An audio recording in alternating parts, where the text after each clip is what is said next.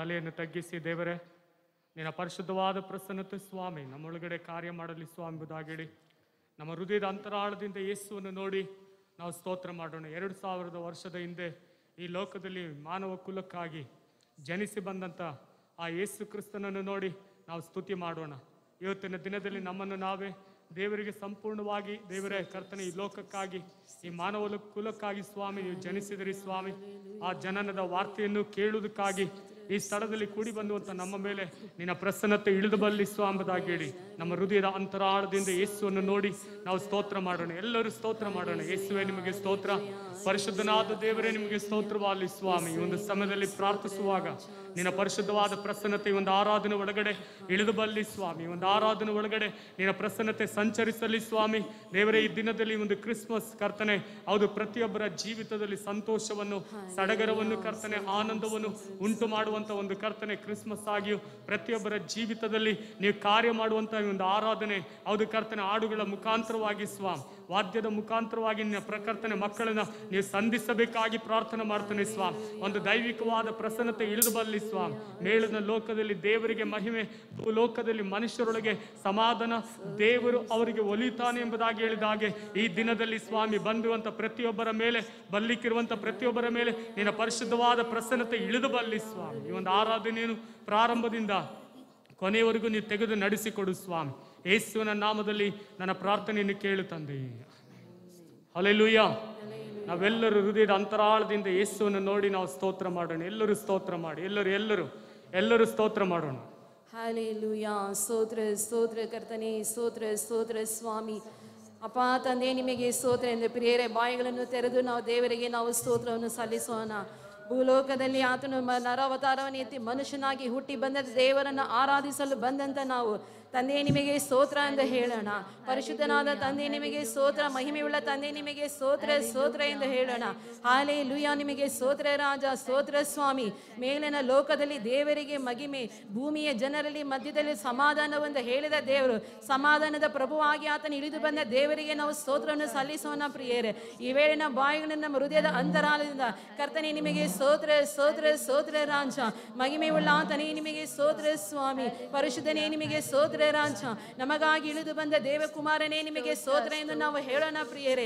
ಓ ಕತ್ತಲೆಯಲ್ಲಿ ಜೀವಿಸಿದ ಈ ಮಹಾ ದೊಡ್ಡ ಜನರಿಗೆ ಒಂದು ದೊಡ್ಡ ಬೆಳಕು ಕಾಣಿಸಿತು ಅಂತ ಹೇಳಿದ ದೇವರಿಗೆ, ಕತ್ತಲೆಯ ಜೀವಿತದಲ್ಲಿ ಜೀವಿಸಿದ ನಮಗೆ ಆತನ ಮಹಾ ದೊಡ್ಡ ಬೆಳಕಾಗಿ ಹಾದು ಬಂದ ದೇವರಿಗೆ ನಾವು ಸ್ತೋತ್ರವನ್ನು ಸಲ್ಲಿಸೋಣ ಪ್ರಿಯರೇ. ಹಲ್ಲೆಲೂಯಾ. ನಿಮಗೆ ಸ್ತೋತ್ರ ಎಂದು ಹೇಳೋಣ.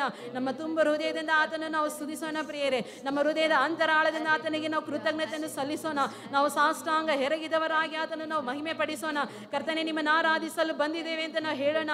ನಿಮ್ಮನ್ನು ಸ್ತುತಿಸಲು ನಾವು ಬಂದಿದ್ದೇವೆ ರಾಜ.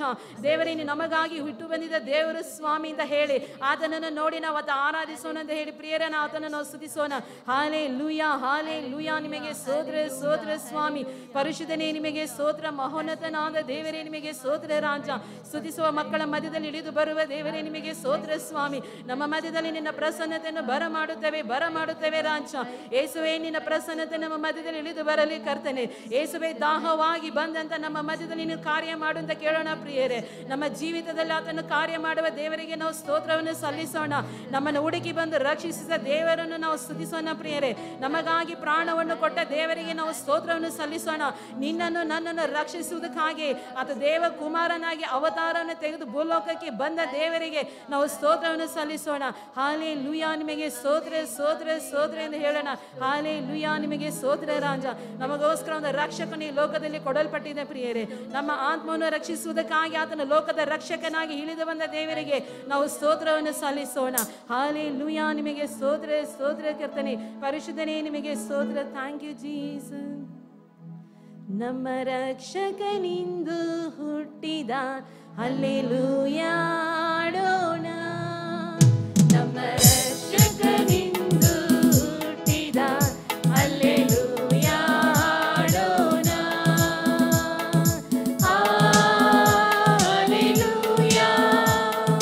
ಹಲ್ಲೆಲೂಯಾ. ಹಲ್ಲೆಲೂಯಾ. ಹಲ್ಲೆಲೂಯಾ.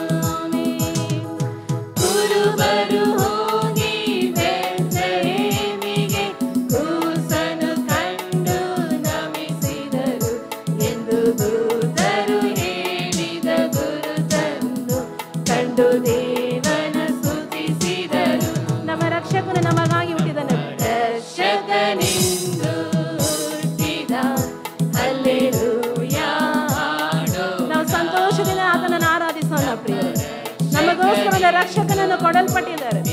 ಆತನನ್ನು ನೆನೆಸಿ ನಾವು ಸ್ತುತಿ ಆರಾಧಿಸೋಣ ಪ್ರಿಯರೇ.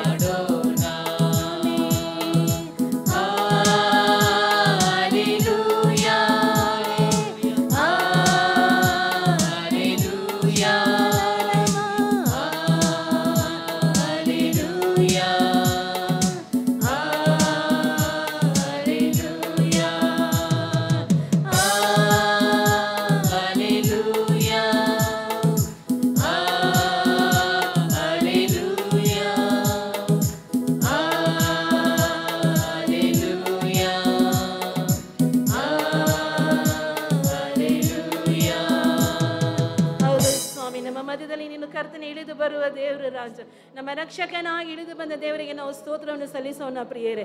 ಇವೇನ ಬಾಯಿ ತೆರೆದು ಉತ್ಸಾಹದಿಂದ ಆತನನ್ನು ಮಹಿಮೆ ಪಡಿಸೋಣ. ದಾಹ ಉಳ್ಳವರ ಮೇಲೆ ಆತನ ಜೀವ ಆತ್ಮನ್ನು ಸುರಿಸುವಂತ ದೇವರಿಗೆ ನಾವು ಸ್ತೋತ್ರವನ್ನು ಸಲ್ಲಿಸೋಣ. ಕರ್ತನೆ ಈ ದಿನ ಮುಂಜಾನೆಯಲ್ಲಿ ದಾಹವಾಗಿ ಆದು ಬಂದಿದ್ದೇನೆ ಸ್ವಾಮಿ. ನಿನ್ನನ್ನು ನೋಡಲು ನಾವು ಬಂದಿದ್ದೇವೆ, ನಿನ್ನನ್ನು ನಮಿಸಲು ನಾವು ಬಂದಿದ್ದೇವೆ, ನಿಮ್ಮ ಆರಾಧಿಸಲು ಬಂದಿದ್ದೇವೆ ರಾಜ. ದೇವರೇ ನಮ್ಮ ನಿನ್ನ ಆಶೀರ್ವದಿಸು ಅಂತ ಹೇಳಿ ಪ್ರಿಯರೇ ನಾವು ಯಾರಾದನೆಯನ್ನು ದೇವರಿಗೆ ನಾವು ಮಹಿಮೆಯನ್ನು ಪಡಿಸೋಣ ಪ್ರಿಯರೇ. ಕರ್ತನೆ ನಿಮಗೆ ಸ್ತೋತ್ರ. Thank you Jesus. இறை மகன் இயேசு மண்ணுலகில் பிறந்த இறை வார்த்தை நிறைவேற்றவே. இறை மகன் இயேசு மண்ணுலகில் பிறந்த இறை வார்த்தை நிறைவேற்றவே. அவர் பரிசுத்தர் பரிசுத்தர் பரிசுத்தர் பரிசுத்தரே. அவர் பரிசுத்தர் பரிசுத்தர் பரிசுத்தர் பரிசுத்தரே. இறை மகன் இயேசு மண்ணுலகில் பிறந்தார் இறை வார்த்தை நிறைவேற்றவே.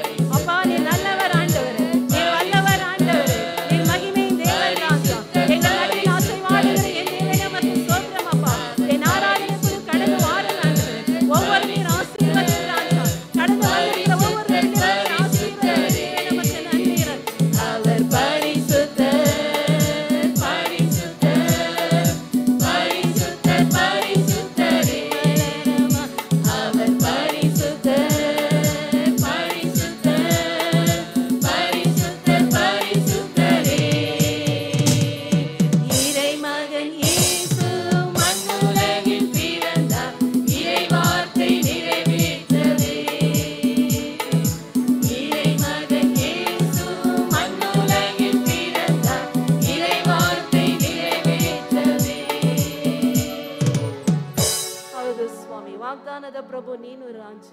ದೇವರೇ, ನಿನ್ನ ವಾಗ್ದಾನವನ್ನು ನೆರವೇರಿಸುವುದಕ್ಕಾಗಿ ಕರ್ತನೆ ಭೂಲೋಕದಲ್ಲಿ ಮನುಷ್ಯನ ಅವತಾರನೆತ್ತಿ ಬಂದಿದ್ದಕ್ಕಾಗಿ ನಿಮಗೆ ಸ್ತೋತ್ರ ಸ್ವಾಮಿ. ನಮ್ಮ ಆರಾಧನೆಯನ್ನು ಅಂಗೀಕರಿಸಿದಿ, ಆರಾಧನೆಯನ್ನು ಸಂಚರಿಸಿದಿ, ಆರಾಧಿಸಿದಂಥ ಪ್ರತಿಯೊಬ್ಬನನ್ನು ಆಶೀರ್ವದಿಸಿದಕ್ಕಾಗಿ ನಿಮಗೆ ಸ್ತೋತ್ರ. ನಿನ್ನ ನಾಮ ಒಂದೇ ಮಹಿಮೆ ಒಂದಲ್ಲಿ ಕರ್ತನೆ ನಿಮಗೆ ಸ್ತೋತ್ರ ಸ್ವಾಮಿ. Thank you ಜೀಸ್. ಪ್ರಿಯರೇ, ವೇಳೊಂದು ತಮಿಳು ಹಾಡನ್ನು ಹಾಡಿ ಇಷ್ಟವರೆಗೂ ಆರಾಧನೆಯನ್ನು ನಡೆಸಿದಂಥ ದೇವರು, Christmas, happy Christmas, Christmas, merry Christmas ಎಂಬಂತಹ ತಮಿಳು ಹಾಡನ್ನು ಹಾಡಿ ನಾವು ದೇವರ ನಾಮವನ್ನು ನಾವು ಮಹಿಮೆ ಪಡಿಸೋಣ. Thank you Jesus. Christmas, Merry Christmas, Christmas, Happy Christmas, Christmas, Merry Christmas, Christmas, Happy Christmas, கிறிஸ்துவுக்குள் பிறப்பது கிறிஸ்மஸ், கிறிஸ்து நம்மில் பிறப்பது கிறிஸ்மஸ், கிறிஸ்துவுக்குள் பிறப்பது நம்மில் பிறப்பது Christmas. Happy happy Christmas, merry merry Christmas, happy happy Christmas, merry merry Christmas, wish you happy Christmas, we wish you happy Christmas, Christmas, Merry Christmas, Christmas, happy வானதூதர் சேனைகள் மாந்தரிடம் வந்தார்கள், உன்னதத்தில் தேவனுக்கு மகிமை, இந்த மாந்தருக்கு பிரியம் என்றார்கள். வானதூதர் சேனைகள் மாந்தரிடம் வந்தார்கள், உன்னதத்தில் தேவனுக்கு மகிமை, இந்த மாந்தருக்கு பிரியம் என்றார்கள். Happy, happy Christmas, Merry, Merry Christmas, Happy, happy Christmas, Merry, Merry Christmas, wish you happy Christmas, we wish you happy Christmas, Christmas, Merry Christmas, Christmas, Happy Christmas, அதிசயமானவர் ஆலோசனை கர்த்தரே, வல்லமை உள்ள எங்கள் தேவனே, எங்கள் நித்திய பிதாவும் ஆனவர். ஆமென். அதிசயமானவர் ஆலோசனை கர்த்தரே, வல்லமை உள்ள எங்கள் தேவனே, எங்கள் நித்திய பிதாவும் ஆனவர். Happy, happy Christmas, Merry, Merry Christmas, Happy, happy Christmas, Merry, Merry Christmas, wish you happy Christmas, we wish you happy Christmas, Christmas, Merry Christmas, Christmas, Happy Christmas. ನಾವೆಲ್ಲರೂ ಎದ್ದು ನಿಂತವರಾಗಿ ಒಂದು ಕನ್ನಡ ಹಾಡನ್ನು ಹಾಡಿ ದೇವರ ನಾಮವನ್ನು ಮಹಿಮೆ ಪಡಿಸೋಣ. ಆ ಒಂದು ದಿನದಲ್ಲಿ, ಆ ಒಂದು ಬೆಳಕಿನ ಹಾಡನ್ನು ಹಾಡಿ ದೇವರ ನಾಮವನ್ನು ನಾವು ಮಹಿಮೆ ಪಡಿಸೋಣ.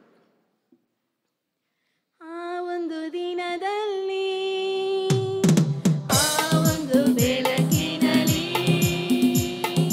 ಬೇತ್ಲೆಹೇಮಿನಲ್ಲಿ ಯೇಸು ಜನಿಸಿದರು. ಆ ಒಂದು ದಿನದಲ್ಲಿ,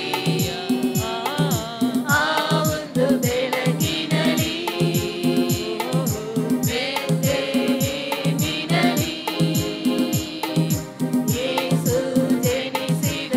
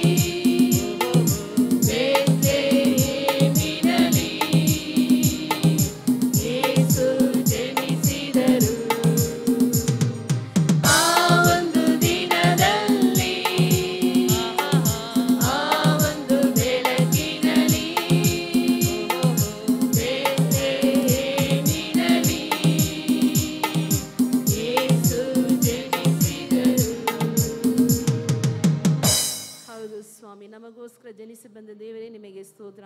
ನಮ್ಮ ಆರಾಧನೆಯಲ್ಲಿ ಇಷ್ಟವರೆಗೂ ನೀನು ಆಶೀರ್ವದಿಸಿ ಆಶೀರ್ವದಿಸಿ ಕೊಟ್ಟಿದ್ದಕ್ಕಾಗಿ ನಿಮಗೆ ಸ್ತೋತ್ರ. ಎಲ್ಲವನ್ನು ನಿನ್ನ ಕರದಲ್ಲಿ ಒಪ್ಪಿಸಿಕೊಡುತ್ತಾ ಪ್ರಭು ಯೇಸು ಕ್ರಿಸ್ತನ ನಾಮದಲ್ಲಿ ಅಡ್ಡಬಿದ್ದು ಬೇಡ ಹೊಂದುತ್ತೇನೆ ಪ್ರೀತಿಯುಳ್ಳ ನನ್ನ ಪರಲೋಕ ತಂದೆಯೇ. Good tell it on the mountain, over the hills and everywhere. Good tell it on the mountain, that Jesus Christ is born. Good tell it on the mountain, over the hills and everywhere. Good tell it on the mountain, that Jesus Christ is born. My shepherds kept their watching, those silent flocks by night. Behold, throughout the heaven there shone a holy light. Go tell it on the mountain, over the hills and everywhere. Go tell it on the mountain, that Jesus Christ is born. The shepherds fear and tremble when lo above the earth. God the angel chorus that hailed the Savior's birth. Go tell it on the mountain, over the hills and everywhere.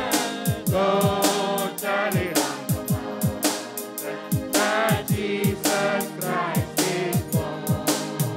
Down in the lonely manger, a humble Christ was born, and God sent us salvation that blessed His Christmas morn.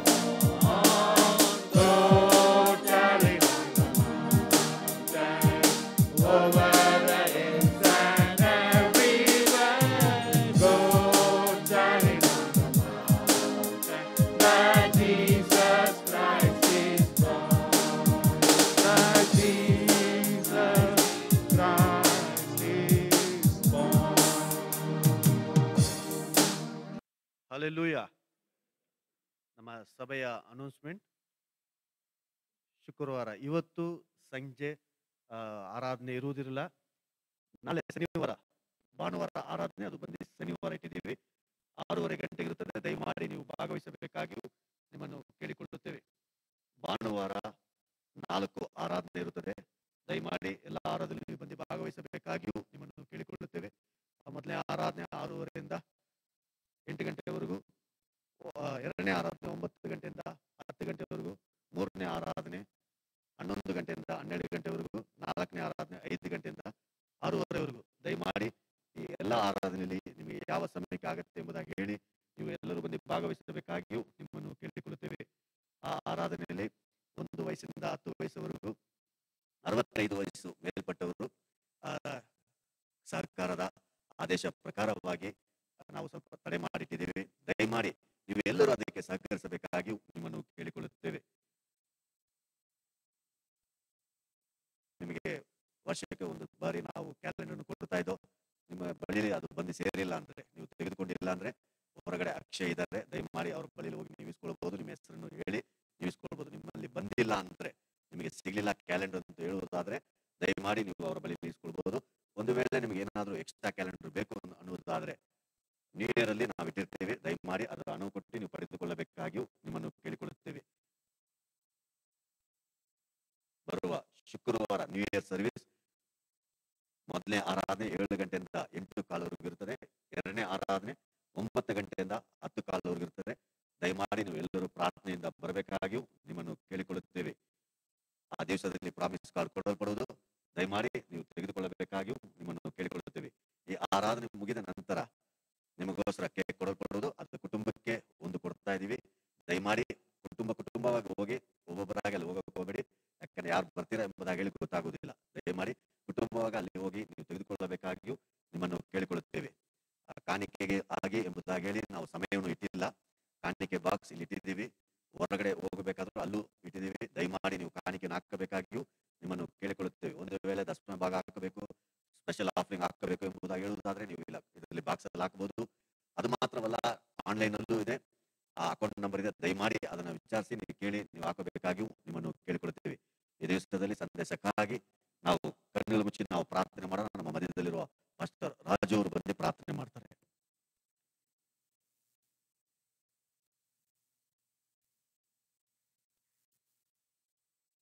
ಕಣ್ಣುಗಳ ಮುಚ್ಚಿ ಕರ್ತನ ಸಮ್ಮುಖದಲ್ಲಿ ಒಪ್ಪಿಸಿಕೊಟ್ಟು ಪ್ರಾರ್ಥನೆ ಮಾಡೋಣ.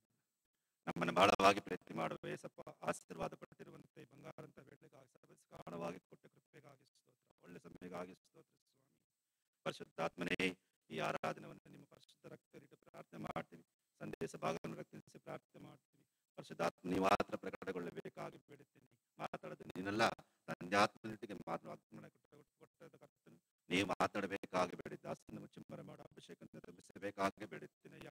1 ತಿಮೋಥೆ 1:15 ಪ್ರಕಾರ ಹೌದು ಸ್ವಾಮಿ, ಪಾಪಿಗಳ ರಚಿಸಿದ್ದಕ್ಕಾಗಿ ಮನುಷ್ಯ ಕುಮಾರನ ಪ್ರಕಟವಾದ ಸತ್ಯವಾಗಿ ಕಳಕೊಂಡಿದ್ದ ಸಮಾಧಾನ, ಕಳ್ಕೊಂಡಿದ್ದ ಸಂತೋಷ, ಕಳ್ಕೊಂಡಿದ್ದ ಸ್ವಾಮಿ ಕೃಪೆಯನ್ನ ಮತ್ತೆ ಕೊಡೋದಕ್ಕಾಗಿ ನರಾವತಿ ಬೋಲೋಕೆ ಬಂದು ಪ್ರಪಂಚ ಪೂರ್ತಿಯಾಗಿ ಇವತ್ತಿನ ಜನನ ಸ್ವಾರ್ಥವನ್ನ ದೇವರೇ ಜನನ ಕಾರ್ಯವನ್ನ ಸ್ವಾಮಿ ದೇವರೇ ಕೇಳಿಕೊಂಡ್ರೆ ವೇಳೆಯಲ್ಲಿ ಒಬ್ಬೊಬ್ಬರಿಗೆ ಕಾರ್ಯ ಮಾಡಬೇಕಾಗಿ ಬಿಡುತ್ತೀನಿ. ಆ ರೀತಿ ಶುಭ ಸಂದೇಶವನ್ನ ದೇವರೇ ನೀವು ಕೊಂಡೊಯ್ದಕ್ಕಾಗಿ ನಿಮಗೆ ಸ್ತೋತ್ರ.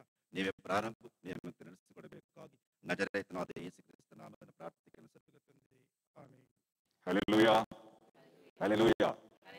God bless you all. Merry Christmas to each and everyone. ದೇವರು ನಿಮ್ಮನ್ನು ಆಶೀರ್ವದಿಸಲಿ. ನಿಮ್ಮೆಲ್ಲರಿಗೂ ಕ್ರಿಸ್ತ ಜಯಂತಿಯ ಶುಭಾಶಯಗಳು. I think some of you I'm seeing first time almost after 10 months. ಸುಮಾರು 10 ತಿಂಗಳಿಂದ ಇದೇ ಮೊದಲನೇ ಬಾರಿಗೆ ಕೆಲವರನ್ನ ನಾನು ನೋಡ್ತಾ ಇದ್ದೀನಿ. God bless you. God made it possible for us to gather together here in His presence to worship His holy name. ಆತನ ಪವಿತ್ರ ನಾಮದಲ್ಲಿ ನಾವೆಲ್ಲರೂ ಕೂಡಿ ಇಲ್ಲಿ ಆರಾಧಿಸುವುದಕ್ಕೆ ದೇವರು ಕಲ್ಪಿಸಿಕೊಟ್ಟಂತಹ ಈ ಸುಸಂದರ್ಭಕ್ಕಾಗಿ ಆತನಿಗೆ ಕೃತಜ್ಞತೆಯನ್ನು ಸಲ್ಲಿಸುತ್ತೇನೆ. ದೇವರು ನಿಮ್ಮನ್ನು ಆಶೀರ್ವದಿಸಲಿ. The whole world is celebrating Christmas. ಇಡೀ ವಿಶ್ವವೇ ಕ್ರಿಸ್ತ ಜಯಂತಿಯನ್ನು ಆಚರಿಸುತ್ತಾ ಇದೆ. The birth of Christ is called Christmas.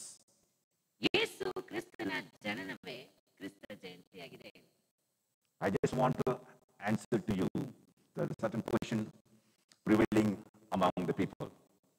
ಕೆಲವು ಜನರ ಮಧ್ಯದಲ್ಲಿ ಕಾಣುವಂತ ಕೆಲವು ಪ್ರಶ್ನೆಗಳಿಗೆ ನಾನು ಉತ್ತರಿಸಲು ಬಯಸುತ್ತೇನೆ. The other day I received a message from someone asking, why? There are so many whys in Christmas.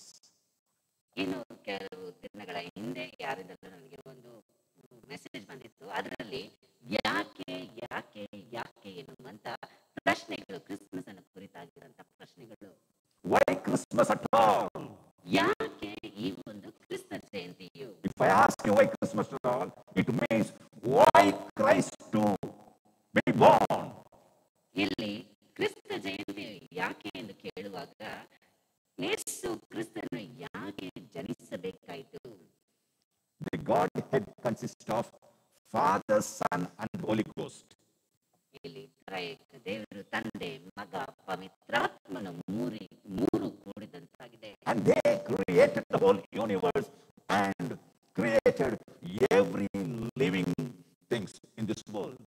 ಈ ಲೋಕದಲ್ಲಿ ಕಾಣಲ್ಪಡುವಂತ ಎಲ್ಲವನ್ನು, ಸಜೀವ ನಿರ್ಜೀವ ವಸ್ತುಗಳನ್ನು ಎಲ್ಲವನ್ನು ಆತನೇ ಸೃಷ್ಟಿ ಮಾಡಿದ್ದು.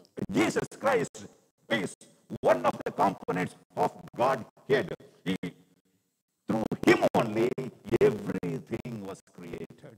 ಯೇಸು ಕ್ರಿಸ್ತನು ತಂದೆಯ ಒಂದು ಭಾಗವಾಗಿ ಆತನು ಕಾಣಲ್ಪಡುತ್ತಾನೆ. ಆತನ ಮುಖಾಂತರವಾಗಿ ಎಲ್ಲವೂ ಉಂಟಾಯಿತು. That's why God should take the human form. Why Jesus Christ should live His godly nature and His abode of heaven and come back to this world to live with sinners.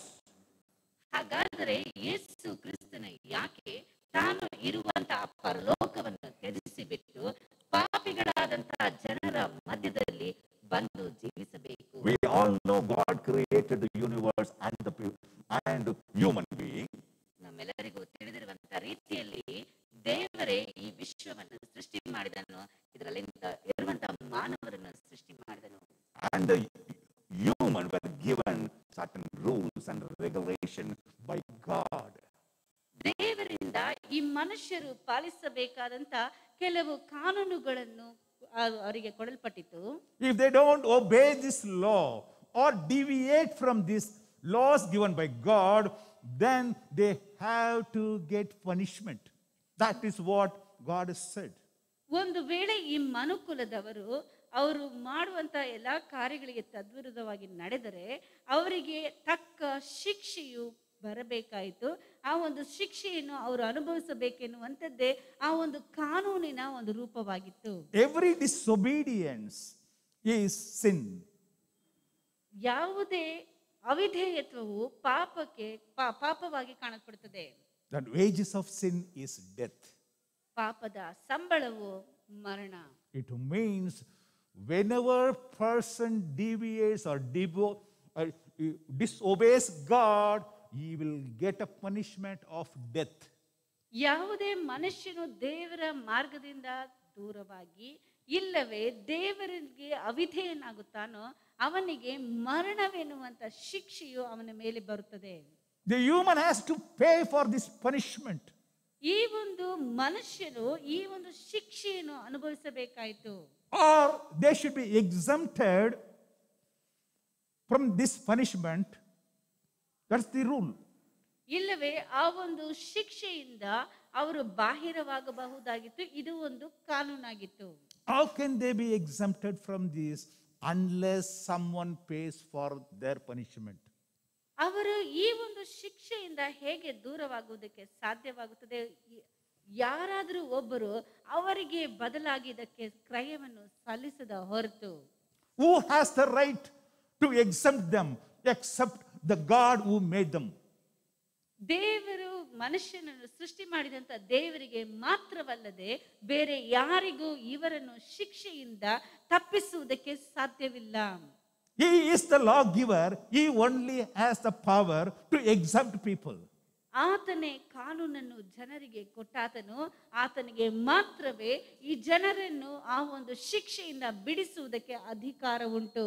That exemption is coming through the blood only, because unless blood is shed, there is no remission of sin. ಆ ಒಂದು ಶಿಕ್ಷೆಯಿಂದ ಪಾರಾಗುವುದಕ್ಕೆ ರಕ್ತಧಾರೆಯ ಅವಶ್ಯಕತೆ ಇದೆ. ರಕ್ತಧಾರೆ ಇಲ್ಲದೆ ಯಾವುದೇ ಪಾಪ ನಿವಾರಣೆಯು ಶಿಕ್ಷೆಯು ತಪ್ಪಿಸಿಕೊಳ್ಳಲು ಸಾಧ್ಯವಿಲ್ಲ. Will the blood of bulls and cows will replace the human blood?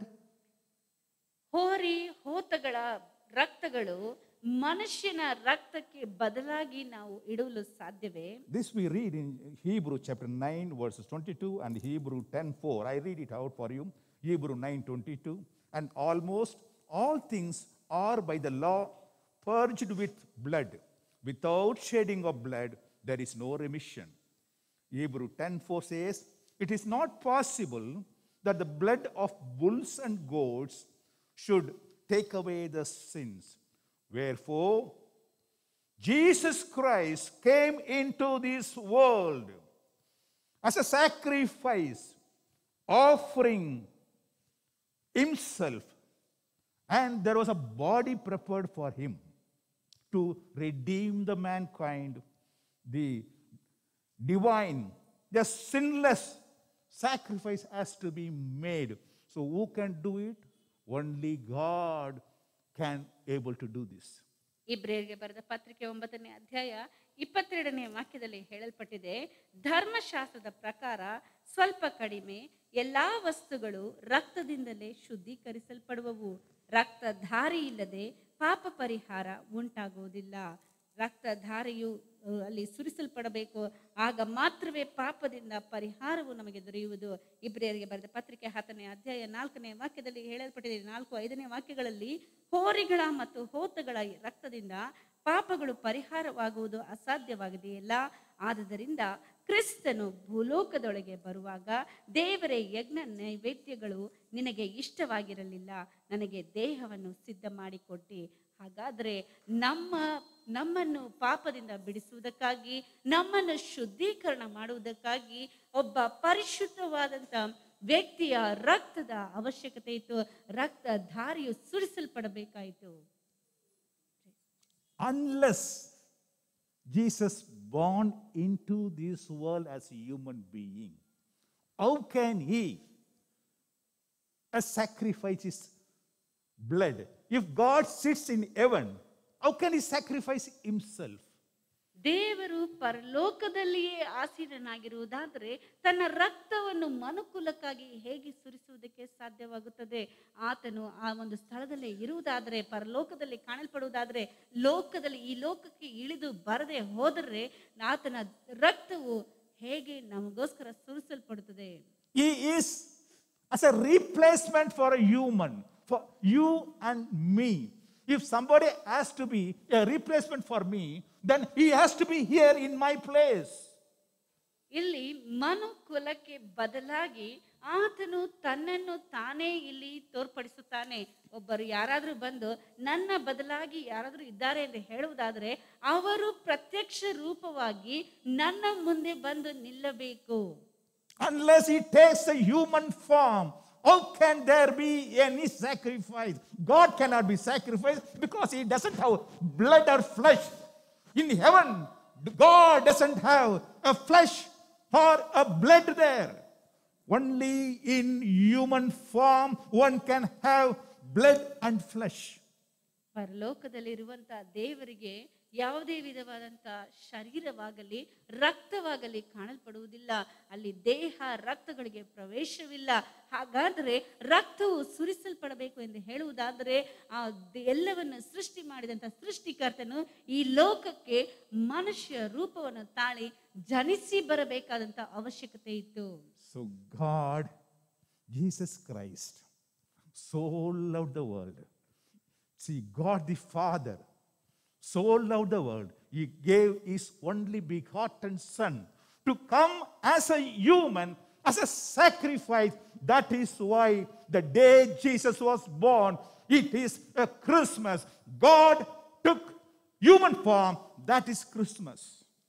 ದೇವರು ಲೋಕದ ಮೇಲೆ ಎಷ್ಟೋ ಪ್ರೀತಿಯನ್ನಿಟ್ಟು ನಮ್ಮನ್ನು ಬಹಳವಾಗಿ ಪ್ರೀತಿ ಮಾಡಿದ್ದರಿಂದ ತನ್ನ ಮಗನನ್ನು ಈ ಲೋಕಕ್ಕೆ ಆತನು ಕಳುಹಿಸಿಕೊಡುತ್ತಾನೆ. ಆತನು ನಮ್ಮನ್ನು ಪ್ರೀತಿಸುವುದರ ಮುಖಾಂತರವಾಗಿ ಆತನು ಈ ಲೋಕಕ್ಕೆ ಬರುವುದು ಮಾತ್ರವಲ್ಲದೆ ತನ್ನ ರಕ್ತವು ಜನರ ಪಾಪಗಳಿಗೋಸ್ಕರ ಸುರಿಸಲ್ಪಡಬೇಕು. ರಕ್ತ ಪ್ರೋಕ್ಷಣೆಯಿಂದ ಮಾತ್ರವೇ ನಾವು ಶುದ್ಧೀಕರಣ ಹೊಂದುವುದಕ್ಕೆ ಸಾಧ್ಯವಾಗುತ್ತದೆ ಎಂದು ತಿಳಿದಾಗ ಆತನು ತಾನಾಗಿ ಈ ಲೋಕಕ್ಕೆ, ನಾವು ವಾಸಿಸುವಂತ ಲೋಕಕ್ಕೆ ಮನುಷ್ಯ ರೂಪವನ್ನು ತಾಳಿ ಜನಿಸಿ ಬರಬೇಕಾದಂತ ಅವಶ್ಯಕತೆಯಾಯಿತು. Second, God has to take human form to be an high priest for the people. ಎರಡನೆಯದಾಗಿ ದೇವರು ಮನುಷ್ಯರಿಗೆ, ಮನುಕುಲಕ್ಕೆ ಮಹಾಯಾಜಕನಾಗಿ ಕಾಣಲ್ಪಡಬೇಕೆಂಬುದಾಗಿ ಆತನು ನರಾವತಾರ ತಾಳಬೇಕಾಯಿತು. Unless he takes a human form, he cannot be a priest to me. Those days, the priest used to stand between God and the human being to go do all the sacrifices, and for the remission of the sins, they do the sacrifice, blood sacrifice. ಇಲ್ಲಿ ದೇವರು ಮಹಾಯಾಜಕನಾಗಿ ಕಾಣಲ್ಪಡಬೇಕೆಂದು ಹೇಳುವುದಾದರೆ ಆತನು ನರಾವತಾರ ಎತ್ತಿ ಮನುಷ್ಯರ ಮಧ್ಯದಲ್ಲಿ ಜನಿಸಬೇಕಾಯಿತು. ಮಾತ್ರವಲ್ಲದೆ ಪುರಾತನ ಕಾಲಗಳಲ್ಲಿ ಗಮನಿಸಿ ನೋಡಬೇಕಾದ್ರೆ ಮಹಾಯಾಜಕನು ಮನುಷ್ಯರಿಗೆ ಮತ್ತು ದೇವರ ಮಧ್ಯದಲ್ಲಿ ನಿಂತು ಅವರ ಪಾಪಗಳಿಗೆ ದೇವರ ಬಳಿಯಲ್ಲಿ ಹೋಗಿ ಬೇಡಿಕೊಂಡು ವಿಜ್ಞಾಪನೆಗಳನ್ನು ಮಾಡುವಂತ ವ್ಯಕ್ತಿಯಾಗಿ ಕಾಣಲ್ಪಟ್ಟನು. You will see the high priest stand between God and the human being. That person, the person who pleads between human being and God, must be a human only, because then only he knows the temptation, the problems the human face. Unless he knows what human experiences, how can he represent human being to God? ಇಲ್ಲಿ ಒಬ್ಬ ಮನುಷ್ಯನು ಮಹಾಯಾಜಕನಾಗಿ ಜನರನ್ನು ಬಿಡಿಸಲು ಬರಬೇಕೆಂದು ಹೇಳುವುದಾದರೆ ಆತನು ಒಬ್ಬ ಮನುಷ್ಯನಾಗಿ ನರಾವತಾರ ತಾಳಿ ಈ ಲೋಕಕ್ಕೆ ಬರಬೇಕಾಯಿತು. ಆತನೇ ಮಹಾಯಾಜಕನಾಗಿ ಮನುಷ್ಯರಿಗೂ ಮತ್ತು ದೇವರ ಮಧ್ಯದಲ್ಲಿ ನಿಂತು ಅವರಿಗೋಸ್ಕರ ವಿಜ್ಞಾಪನೆಗಳನ್ನು ಮತ್ತು ಬಿನ್ನಹಗಳನ್ನು ಮಾಡುವುದಕ್ಕೆ ಸಾಧ್ಯವಾಗುತ್ತದೆ. See, the high priest, once in every year, he has to go and sacrifice the goat or cow, and the blood is the remission for the sins of the human people. ಈ ಒಂದು ಮಹಾಯಾಜಕನು ಪ್ರತಿ ವರ್ಷವೂ ಜನರ ಪಾಪಗಳಿಗೋಸ್ಕರ ಹೋಗಿ ಅಲ್ಲಿ ಹೋತ ಹೋರಿಗಳ ರಕ್ತಗಳನ್ನು ಸುರಿಸಿ ಅವರಿಗೋಸ್ಕರ ಬಿನ್ನಹಗಳನ್ನು ಮಾಡುವಂತವನಾಗಿ ಕಾಣಲ್ಪಟ್ಟನು. So this high priest, so that is why Jesus took the form of human being to be a high priest, and as a sacrifice of blood, he took his own blood and entered into God's presence to plead for you and me. ಮನುಕುಲಕ್ಕೂ ಮತ್ತು ದೇವರ ಮಧ್ಯದಲ್ಲಿ ಯೇಸು ಕ್ರಿಸ್ತನು ಆತನು ನರಾವತಾರ ತಾಳಿ ಮಹಾಯಾಜಕನಾಗಿ ಬರುವುದು ಮಾತ್ರವಲ್ಲದೆ ಆತನು ನಮಗೋಸ್ಕರ ಬಿನ್ನಹಗಳನ್ನು ಮಾಡುವ ಆತನು ಮಾತ್ರವಲ್ಲದೆ ಅದಕ್ಕಾಗಿ ರಕ್ತಧಾರಿಯು ಸುರಿಸಲ್ಪಡಬೇಕು. ಅದಕ್ಕಾಗಿ ಆತನು ಹೋತ ಹೋರಿಗಳ ರಕ್ತವನ್ನು ಉಪಯೋಗಿಸಲಿಲ್ಲ, ತನ್ನ ಸ್ವಂತ ದೇಹದ ರಕ್ತವನ್ನು ನಮಗೋಸ್ಕರ ಸುರಿಸಿ ಆತನು ನಮ್ಮನ್ನು ಶುದ್ಧೀಕರಿಸುವಂತವನಾಗಿ ಕಾಣಲ್ಪಡ್ತಾನೆ. Those days the high priest used to go once a year. It means year after year. One year after another year, he has to go and sacrifice for the remission of the sins. ಆಗಿನ ಕಾಲದಲ್ಲಿ ಗಮನಿಸಿ ನೋಡಬೇಕಾದರೆ ಅಲ್ಲಿ ಮಹಾಯಾಜಕನು ಪ್ರತಿ ವರ್ಷ ಅಂದರೆ ಪ್ರತಿ ವರ್ಷ ಒಂದು ವರ್ಷದ ನಂತರ ಒಂದು ವರ್ಷ ಈ ರೀತಿಯಾಗಿ ಹೋಗಿ ದೇವರ ಬಳಿಯಲ್ಲಿ ಆತನ ಯಜ್ಞಗಳನ್ನು ಸಲ್ಲಿಸಬೇಕಾಯಿತು. ಯಾಕೆಂದರೆ ಜನರನ್ನು ಅವರ ಪಾಪಗಳಿಂದ ಶುದ್ಧೀಕರಿಸುವುದಕ್ಕಾಗಿ. But this high priest has paid the price once for all. At a one time, he paid the price for all the sins committed for the people who were born before him and for the people who are born after him. ಈ ಒಂದು ಮಹಾಯಾಜಕನು ತಾನು ಹುಟ್ಟಿದನ್ನು ಅಂದರೆ ಮುಂಚೆ ಹುಟ್ಟಿದಂತ ಜನರಿಗೂ ಮತ್ತು ಇನ್ನು ಮುಂದೆ ಹುಟ್ಟಬೇಕಾಗಿರುವಂತ ಜನರಿಗೂ ಒಂದೇ ಸಾರಿ ಆತನ ಯಜ್ಞವಾಗಿ ತನ್ನನ್ನು ಸಮರ್ಪಿಸಿಕೊಟ್ಟಿದ್ದಾನೆ. By this sacrifice, we have a remission of sin, and all our sins are forgiven, so that we will have eternal life. ಈ ಒಂದು ಆತನ ಒಂದು ತ್ಯಾಗದಿಂದ ಯಜ್ಞದಿಂದ ತನ್ನನ್ನು ರಕ್ತಧಾರಿಯಾಗಿ ಸುರಿಸಿಕೊಟ್ಟದ್ರಿಂದ ನಮಗೆ ಪಾಪದಿಂದ ಬಿಡುಗಡೆಯು ಮತ್ತು ಒಂದೇ ಸಾರಿ ನಮಗೆ ಮರಣದ ಶಿಕ್ಷೆಯಿಂದ ಬಿಡುಗಡೆಯು ದೊರೆಯುವಂತದ್ದಾಗಿ ಕಾಣಲ್ಪಡುತ್ತದೆ. Unless he was not born of a woman, he cannot be a high priest at all, because only human can be an high priest. ಆ ಒಂದು ವ್ಯಕ್ತಿಯು ಒಬ್ಬ ಸ್ತ್ರೀಯ ಮುಖಾಂತರ ಹುಟ್ಟದ ಹೊರತು ಆತನು ಮಹಾಯಾಜಕನಾಗಿರುವುದಕ್ಕೆ ಸಾಧ್ಯವಿಲ್ಲ. ಮಹಾಯಾಜಕನು ಎಂದು ಹೇಳಬೇಕಾದ್ರೆ ಆತನು ಒಬ್ಬ ನರಪ್ರಾಣಿಯಾಗಿ ಕಾಣಲ್ಪಡಬೇಕು. He has to experience the sin, the temptations, all the problems which you and I face, which Jesus faced when he came into this world as a human. He was tempted in all ways as we are tempted today. ಆ ಮಹಾಯಾಜಕನಾಗಿ ಬರುವಂತ ವ್ಯಕ್ತಿಯು ಮನುಕುಲವು ಸಾಧಾರಣ ವ್ಯಕ್ತಿಗಳು ತಮ್ಮ ಜೀವಿತದಲ್ಲಿ ಅನುಭವಿಸುವಂತ ಎಲ್ಲಾ ರೀತಿಯಾದಂತ ಪರೀಕ್ಷೆಗಳನ್ನು ಎಲ್ಲಾ ರೀತಿಯಾದಂತ ಸಮಸ್ಯೆಗಳನ್ನು ಎದುರಿಸುವಂತವನಾಗಿ ಕಾಣಲ್ಪಡಬೇಕು. ಆದ್ದರಿಂದ ಯೇಸು ಕ್ರಿಸ್ತನು ಈ ಲೋಕಕ್ಕೆ ಬಂದಾಗ ಆತನು ಸಹ ನಮ್ಮ ರೀತಿಯಲ್ಲಿ ನಿನ್ನ ರೀತಿಯಲ್ಲಿ ಆತನು ಪರೀಕ್ಷಿಸಲ್ಪಟ್ಟನು. ಆತನು ಸಹ ಒಂದು ನರ ಪ್ರಾಣಿಯಂತೆ ಮನುಷ್ಯನಂತೆ ಜೀವನವನ್ನು ನಡೆಸಿದನು. Third, why he took human form? ಮೂರನೇದಾಗಿ ಆತನು ಯಾಕೆ ಮನುಷ್ಯ ರೂಪವನ್ನು ಧರಿಸಿದನು? He wanted to reveal God the Father to the human being. ಆತನು ತಂದೆಯಾದಂತ ದೇವರನ್ನು ಮನುಷ್ಯರಿಗೆ ಪ್ರಕಟಪಡಿಸಬೇಕಾಯಿತು. If God lives in heaven and there, how will people know how God is, what is his shape, what is his qualities, what are his activities, how God will know. If he sits in ivory tower there, whom we have not seen, and nobody has seen, word of God says, nobody in this world has ever seen God. ಇಲ್ಲಿ ತಂದೆಯಾದಂತಹ ದೇವರು ಪರಲೋಕದಲ್ಲಿಯೇ ಇರುವುದಾದ್ರೆ ಮನುಷ್ಯರಿಗೆ ಆತನು ಹೇಗಿದ್ದಾನೆ, ಆತನ ರೂಪವು ಹೇಗಿರುತ್ತದೆ, ಆತನ ಕ್ರಿಯೆಗಳು ಹೇಗಿರುತ್ತದೆ ಎಂಬುದಾಗಿ ಹೇಗೆ ತಿಳಿಯುವುದಕ್ಕೆ ಸಾಧ್ಯವಾಗುತ್ತದೆ?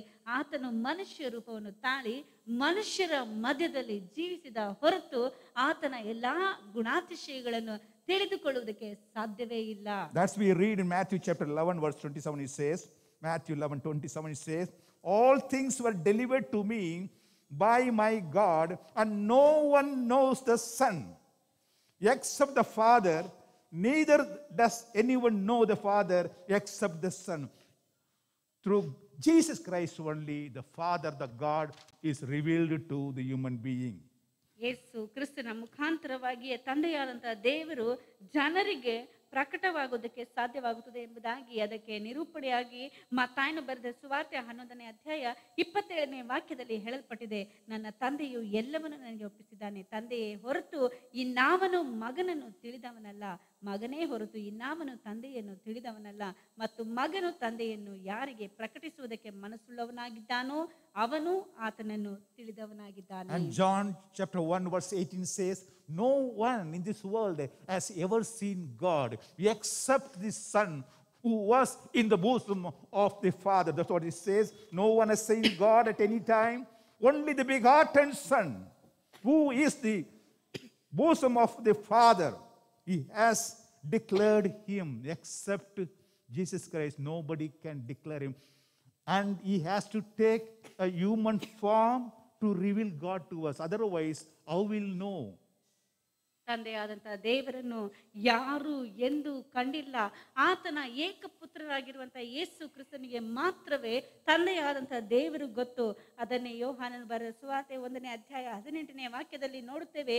ಯಾವನು ಏಕಪುತ್ರನು ಸ್ವತಃ ದೇವರು ಆಗಿದ್ದು ತಂದೆಯ ಎದೆಯಲ್ಲಿದ್ದಾನೋ ಆತನೇ ತಿಳಿಯಪಡಿಸಿದನು. ಯೇಸು ಕ್ರಿಸ್ತನೇ ಆತನು ನರಾವತಾರ ತಾಳಿ ಈ ಲೋಕಕ್ಕೆ ಬರದ ಹೊರತು ತಂದೆಯಾದಂತಹ ದೇವರನ್ನು ಪ್ರಕಟಪಡಿಸುವುದಕ್ಕೆ ಸಾಧ್ಯವೇ ಇಲ್ಲ.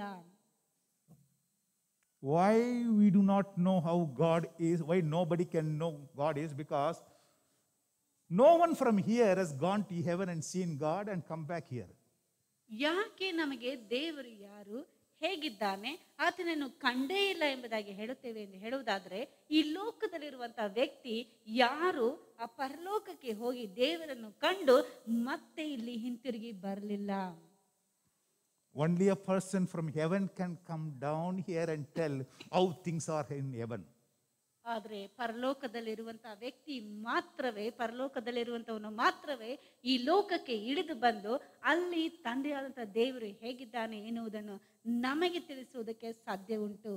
That's why God took the human form. He left his abode, heavenly abode, to come and reveal the God the Father to us, and he has to take human form to communicate with us. You would have taken an animal form like a donkey or a cow or whatever the animals, anything you would have taken, but how can he communicate? He has to take human form to communicate with us and to be one among us and revealing God's quality. ಆತನು ಒಂದು ವೇಳೆ ಯಾವುದಾದರೂ ಪ್ರಾಣಿಯ ರೂಪವನ್ನು ತೆಗೆದುಕೊಂಡು ಈ ಲೋಕಕ್ಕೆ ಬರಬಹುದಾಗಿತ್ತು. ಆದ್ರೆ ಆತನು ಬರುವಂತಹ ಮುಖ್ಯ ಗುರಿಯೇ ನಮಗೆ ತಂದೆಯಾದಂತಹ ದೇವರ ಬಗ್ಗೆ ತಿಳಿಸಬೇಕೆಂಬುದಾಗಿ. ಒಂದು ವೇಳೆ ಆತನು ಪ್ರಾಣಿಯಾಗಿ ಬಂದಿರುವುದಾದ್ರೆ ತಂದೆಯಾದಂತಹ ದೇವರ ಬಗ್ಗೆ ನಮಗೆ ಹೇಗೆ ತಿಳಿಸುವುದಕ್ಕೆ ಸಾಧ್ಯವಾಗುತ್ತದೆ?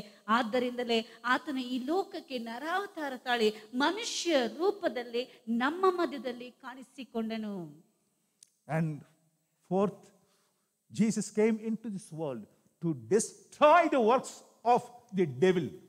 ನಾಲ್ಕನೆಯದಾಗಿ ಗಮನಿಸಿ ನೋಡುತ್ತೇವೆ, ಯೇಸು ಕ್ರಿಸ್ತನ ಈ ಲೋಕಕ್ಕೆ ಬಂದದ್ದು ಸೈತಾನನ ಕ್ರಿಯೆಗಳನ್ನು ಧ್ವಂಸ ಮಾಡುವುದಕ್ಕೆ. What is the work of the devil? ಸೈತಾನನ ಕ್ರಿಯೆಗಳು ಏನು? He separated man from God and brought death to the humankind. ಆತನು ಆತನು ಮನುಕುಲವನ್ನು ದೇವರಿಂದ ದೂರ ಮಾಡಿ ಬೇರ್ಪಡಿಸಿ ಮನುಷ್ಯರಿಗೆ ಮರಣವನ್ನು ಉಂಟು ಮಾಡಿದನು. So this has to be, people have to be again reconciled with God. And death has to be destroyed. ಆದ್ದರಿಂದ ಈ ಜನರು ಮತ್ತೆ ದೇವರ ಸಂಗ ಸೇರ್ಪಡೆಯಾಗಬೇಕು ಮತ್ತು ಮರಣದ ಒಂದು ಬಾಧೆಯಿಂದ ಅವರು ಬಿಡಿಸಲ್ಪಡಬೇಕು. So he came into this world so that the sin through which the human being is separated from God has to be removed, so that the human being again will have fellowship with God. ಆದ್ದರಿಂದ ಆತನು ಈ ಲೋಕಕ್ಕೆ ಬಂದು ದೇವರಿಂದ ಬೇರ್ಪಡೆಯಾಗಿರುವಂತ ಈ ಒಂದು ಜನರು ಮತ್ತೆ ದೇವರ ಸಂಪರ್ಕವನ್ನು ಇಟ್ಟುಕೊಂಡು ಆತನೊಂದಿಗೆ ಅವರು ಸಂಬಂಧವನ್ನು ಬೆಳೆಸಿಕೊಳ್ಳಬೇಕೆಂಬುದಾಗಿ ಈ ಲೋಕಕ್ಕೆ ಬಂದನು. How to destroy the death? ಈ ಒಂದು ಮರಣವನ್ನು ನಾಶ ಮಾಡುವುದು ಹೇಗೆ? He came into this world and died and resurrected again, so that whoever believes in him shall not perish but have an everlasting life. ಆತನು ಈ ಲೋಕಕ್ಕೆ ಬಂದನು, ಮಾತ್ರವಲ್ಲದೆ ತನ್ನನ್ನೇ ಆತನು ಯಜ್ಞವಾಗಿ ಸಮರ್ಪಿಸಿ ಕೊಟ್ಟು ಈ ಲೋಕದಲ್ಲಿ ಮರಣವನ್ನು ಯಾರು ಕಾಣದಂತೆ ಆತನನ್ನು ನಂಬುವ ಒಬ್ಬನಾದರೂ ನಾಶವಾಗದೆ ಎಲ್ಲರೂ ನಿತ್ಯ ಜೀವವನ್ನು ಪಡೆದುಕೊಳ್ಳಬೇಕೆಂಬುದಾಗಿ ಆತನು ಈ ಲೋಕಕ್ಕೆ ಬಂದನು. Hallelujah. Hallelujah. Hallelujah. Hallelujah. Through his death and resurrection, he destroyed the death. ಆತನು ತನ್ನ ಹುಟ್ಟು ಮತ್ತು ಮರಣದಿಂದ ಈ ಒಂದು ಸೈತಾನನ ಕ್ರಿಯೆಗಳನ್ನು ಧ್ವಂಸ ಮಾಡಿದನು. Whosoever believes in Jesus Christ ಯೇಸು ಕ್ರಿಸ್ತನಲ್ಲಿ ಯಾರ್ಯಾರು ನಂಬಿಕೆ ಇಡುತ್ತಾರೋ shall not die and go away, but will be resurrected as Jesus resurrected. ಅವರು ಹಾಗೆ ಮರಣದಲ್ಲಿಯೇ ಅವರ ಜೀವನವು ಮುಕ್ತಾಯವಾಗುವುದಿಲ್ಲ. ಯೇಸು ಕ್ರಿಸ್ತನು ಪುನರುತ್ಥಾನ ಹೊಂದಿದ ರೀತಿಯಲ್ಲಿ ಅವರೂ ಸಹ ಪುನರುತ್ಥಾನವನ್ನು ಕಾಣುವರು. Oh, Jesus Christ's resurrection is passed on to the humankind by his death. That is why Jesus has to die here in a human form. So he came down into this world, took the human form. ಯೇಸು ಕ್ರಿಸ್ತನ ಪುನರುತ್ಥಾನವು ಮನುಷ್ಯನ ಮರಣದಿಂದ ಅದನ್ನು ತಪ್ಪಿಸುತ್ತದೆ ಎಂದು ತಿಳಿದು ಆತನು ನರಾವತಾರ ಎತ್ತಿ ಈ ಒಂದು ಲೋಕದಲ್ಲಿ ಆತನು ಮನುಷ್ಯರ ಮಧ್ಯದಲ್ಲಿ ಜನಿಸಿದನು. Hallelujah. Hallelujah. Hallelujah. Hallelujah. And the fifth one is to establish a new covenant. ಐದನೇದಾಗಿ ಗಮನಿಸಿ ನೋಡುತ್ತೇವೆ, ಆತನು ಹೊಸ ಒಡಂಬಡಿಕೆಯನ್ನು ಮಾಡಿಕೊಳ್ಳುತ್ತಾನೆ. If he has to establish a new covenant, there must have been one old covenant also. ಒಂದು ಹೊಸ ಒಡಂಬಡಿಕೆಯು ಉಂಟಾಯಿತು ಎಂದು ಹೇಳುವುದಾದರೆ ಅಲ್ಲಿ ಹಳೆ ಒಡಂಬಡಿಕೆಯು ಇದ್ದಿರಬೇಕು. What was the old covenant? ಆ ಹಳೆಯ ಒಡಂಬಡಿಕೆ ಏನು? The old covenant was made by God to Abraham and the Jews and his families. ಅಲ್ಲಿ ಹಳೆಯ ಒಡಂಬಡಿಕೆಯು ಅಬ್ರಹಾಮನು ಆತನ ಸಂತಾನದವರು ಯಹೂದ್ಯರು ಅವರ ಸಂತಾನದವರೊಂದಿಗೆ ಮಾಡಲ್ಪಟ್ಟಂತ ಒಂದು ಒಡಂಬಡಿಕೆಯಾಗಿತ್ತು. That covenant was for blessing of Abraham and his family, that is Jews. ಈ ಒಂದು ಒಡಂಬಡಿಕೆಯು ಅಬ್ರಹಾಮನು ಆತನ ಸಂತತಿಯವರು ಅಂದರೆ ಯಹೂದ್ಯರಿಗೆ ಅವರಿಗೆ ಬೇಕಾದಂತ ಆಶೀರ್ವಾದವನ್ನು ಕುರಿತಾದಂತ ಒಡಂಬಡಿಕೆಯಾಗಿತ್ತು. Second, in that covenant, whoever does sin, commits sin, they will get perished, and there is no heavenly abode for them. There is no eternal life for them. There is a death. ಆ ಒಂದು ಒಡಂಬಡಿಕೆಯು ಯಹೂದ್ಯರಿಗೆ ಮಾತ್ರವಲ್ಲದೆ ಎರಡನೇದಾಗಿ ಗಮನಿಸಿ ನೋಡುತ್ತೇವೆ, ಆತನ ನಿಬಂಧನೆಗಳನ್ನು ಜಾರಿ ಅದನ್ನು ತಪ್ಪಿ ನಡೆಯುವಂತ ಯಾವುದೇ ವ್ಯಕ್ತಿಯು ಮರಣವನ್ನು ಅನುಭವಿಸಬೇಕು, ಅವನಿಗೆ ಶಿಕ್ಷೆಯು ಉಂಟು ಎನ್ನುವಂಥದ್ದೇ ಆ ಒಡಂಬಡಿಕೆಯ ತಿರುಳಾಗಿತ್ತು. There was no forgiveness at all. ಅವರಿಗೆ ಯಾವುದೇ ವಿಧವಾದಂತ ಕ್ಷಮಾಪಣೆ ಇಲ್ಲ. They have to pay for the penalty. ಅವರಿಗೆ ಅದು ಬೇಕಾದಂತ ಕ್ರಯವನ್ನು ಸಲ್ಲಿಸಬೇಕಾಯಿತು. That's why Jesus came into this world to make a new covenant with people, not with Jews alone. It is the covenant with all the people of the world. ಆದ್ದರಿಂದಲೇ ಯೇಸು ಕ್ರಿಸ್ತನು ಈ ಲೋಕಕ್ಕೆ ಬಂದಿದ್ದು ಹೊಸ ಒಡಂಬಡಿಕೆಯನ್ನು ನಿರೂಪಿಸುವುದಕ್ಕಾಗಿ. ಅದು ಆತನು ಯಹೂದ್ಯರೊಂದಿಗೆ ಮಾತ್ರವಲ್ಲದೆ ವಿಶ್ವದಲ್ಲಿ ಕಾಣಲ್ಪಡುವಂತ ಪ್ರತಿಯೊಬ್ಬ ವ್ಯಕ್ತಿಯೊಂದಿಗೂ ಆತನು ಮಾಡಿಕೊಂಡಿರುವಂತ ಒಡಂಬಡಿಕೆ ಆಗಿದೆ. Whosoever believeth in Jesus Christ shall not perish. They will have an everlasting life. They have a remission of sin. They will have forgiveness of sin. ಯಾರ್ಯಾರು ಯೇಸು ಕ್ರಿಸ್ತನ ಮೇಲೆ ನಂಬಿಕೆ ಇಡುತ್ತಾರೋ ಅವರಿಗೆ ಎಲ್ಲಾ ರೀತಿಯಾದಂತಹ ಶಿಕ್ಷೆಯಿಂದ ಬಿಡುಗಡೆಯು ಮತ್ತು ಮರಣದಿಂದ ಬಿಡುಗಡೆಯು ಮತ್ತು ಆತನ ಎಲ್ಲಾ ಆಶೀರ್ವಾದಗಳು ದೊರೆಯುವಂತದಾಗಿ ಕಾಣಲ್ಪಡುತ್ತದೆ. If Jesus Christ is not born in human form, then there is no second covenant. You and me will not be celebrating Christmas. Only Jews will be celebrating Christmas. ಒಂದು ವೇಳೆ ಯೇಸು ಕ್ರಿಸ್ತನು ಎರಡನೆಯ ಒಂದು ಒಡಂಬಡಿಕೆಯನ್ನು ಮನುಕುಲದ ಸಂಗಡ ಮಾಡದೆ ಹೋಗಿದ್ದರೆ ಈ ದಿನದಲ್ಲಿ ನೀನು ನಾನು ಇಲ್ಲಿ ಕ್ರಿಸ್ತ ಜಯಂತಿಯನ್ನು ಆಚರಿಸುವುದಕ್ಕಾಗಿ ಕುಳಿತುಕೊಂಡಿರುತ್ತಿರಲಿಲ್ಲ. ಬರೀ ಯಹೂದ್ಯರು ಮಾತ್ರವೇ ಆಚರಿಸುತ್ತಾ ಇದ್ದಿರಬಹುದು. I don't know whether Jews also will be celebrating, because when Jesus himself is not coming, not born, where is the question of celebration at all?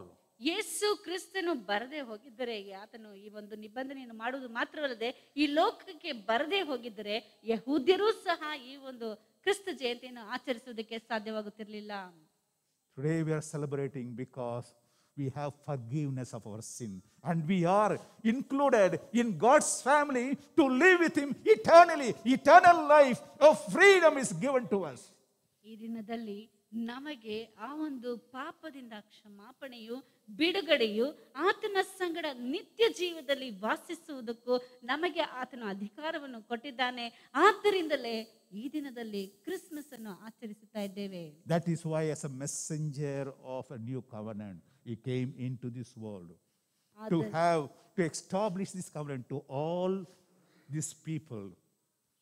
ಆದ್ದರಿಂದಲೇ ಎಲ್ಲಾ ಜನರ ಸಂಗಡ ತನ್ನ ಒಡಂಬಡಿಕೆಯನ್ನು ಸ್ಥಾಪಿಸಿಕೊಳ್ಳುವುದಕ್ಕಾಗಿ ಆತನು ಈ ಲೋಕದಲ್ಲಿ ಒಬ್ಬ ರಾಯಭಾರಿಯಾಗಿ ಇಳಿದು ಬಂದನು ಎಂಬುದಾಗಿ ನಾವು ನೋಡುತ್ತೇವೆ.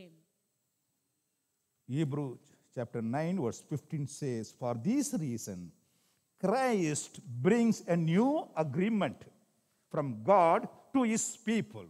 Those who are called by God can now receive the blessings he has promised, blessings that will last forever.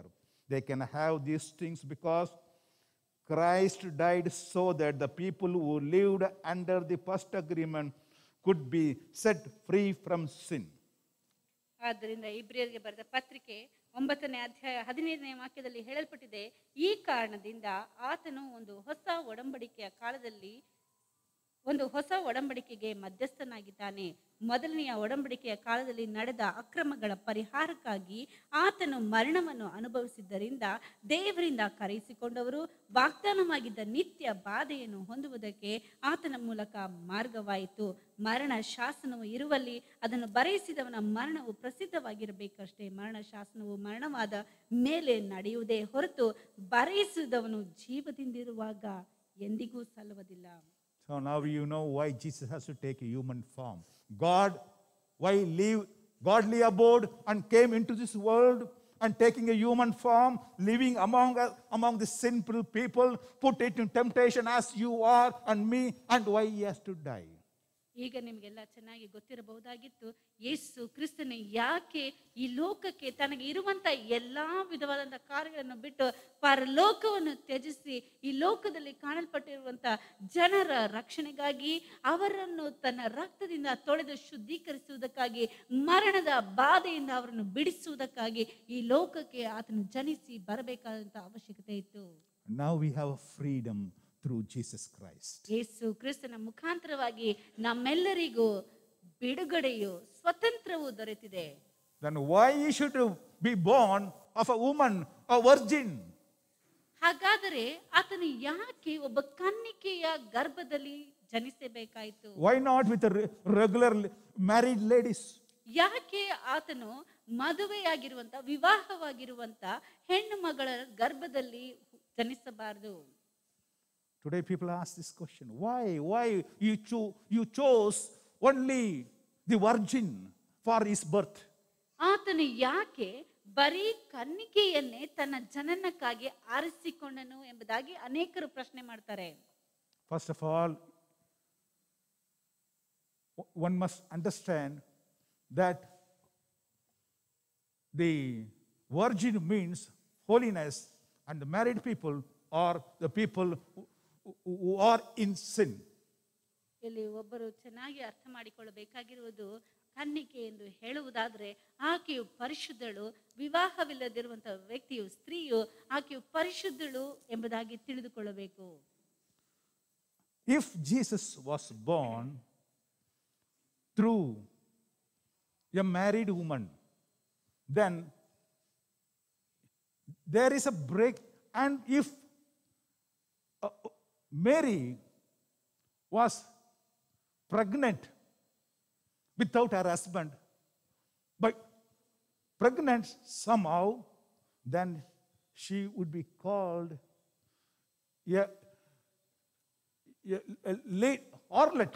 In fact, the Bible says she would be called harlot. ಇಲ್ಲಿ ನಾವು ಗಮನಿಸಿ ನೋಡ್ತೇವೆ, ಮರಿಯಳು ಕನ್ನಿಕೆಯಾಗಿರದ ಹೊರತು ಆಕೆ ಒಂದು ವೇಳೆ ಮದುವೆಯಾಗಿ ಯೋಸೇಫನಿಂದಲ್ಲದೆ ಬೇರೆ ರೀತಿಯಿಂದ ಆಕೆಯು ಗರ್ಭವನ್ನು ಧರಿಸಿರುವುದಾದರೆ ಅದು ಅದು ವ್ಯಭಿಚಾರದ ರೀತಿಯಲ್ಲಿ ಕಾಣಲ್ಪಡುತ್ತದೆ ಎಂಬುದಾಗಿ ನಾವು ಕಾಣುತ್ತೇವೆ. That's why God has to be born of a girl who is not having a married life. She has to be a virgin who had no connection with any human being. No sexual communication with the other human being. ಆದ್ದರಿಂದಲೇ ಯೇಸು ಕ್ರಿಸ್ತನು ಈ ಲೋಕದಲ್ಲಿ ಜನಿಸುವುದಕ್ಕೆ ಒಬ್ಬ ಕನ್ನಿಕೆಯು, ಅಂದರೆ ಆಕೆಗೆ ಯಾವುದೇ ವ್ಯಕ್ತಿಯ ಯಾವುದೇ ಪುರುಷನ ಸಂಗಮವಿಲ್ಲದೆ ಇದ್ದಿರಬಹುದು. ಆಕೆಯು ಒಂದು ಪವಿತ್ರ ಕನ್ನಿಕೆಯಾಗಿ ಕಾಣಬೇಕಾಗಿತ್ತು. ಆದ್ದರಿಂದಲೇ ಆತನು ಕನ್ನಿಕೆಯಲ್ಲಿದ್ದ ಗರ್ಭವನ್ನು ಧರಿಸಿದನು. When Eve committed sin and Adam committed sin, God came to them and found that Satan was the cause for all these sins. ಅಲ್ಲಿ ಅವಳು ಪಾಪ ಮಾಡಿ ಅದನ್ನು ಆದಾಮನಿಗೂ ಕೊಟ್ಟಳು. ಆಗ ಈ ಒಂದು ಪಾಪಕ್ಕೆ ಕಾರಣ ಯಾರು ಎಂಬುದಾಗಿ ದೇವರು ಬಂದು ನೋಡುವಂತಹ ಸಮಯದಲ್ಲಿ ಅದಕ್ಕೆ ಮೂಲ ಕಾರಣನು ಸೈತಾನನು ಎಂಬುದಾಗಿ ತಿಳಿದುಕೊಳ್ಳುತ್ತಾನೆ. And Genesis chapter 3 verse 15 says, ಆದಿಕಾಂಡ 3ನೇ ಅಧ್ಯಾಯ 15ನೇ ವಾಕ್ಯದಲ್ಲಿ ಹೇಳಲ್ಪಟ್ಟಿದೆ, God was speaking to the serpent. ದೇವರು ಆ ಒಂದು ಹಾವಿನ ಜೊತೆಯಲ್ಲಿ, ಸೈತಾನನ ಜೊತೆಯಲ್ಲಿ ಮಾತಾಡ್ತಾ ಇದ್ದನು.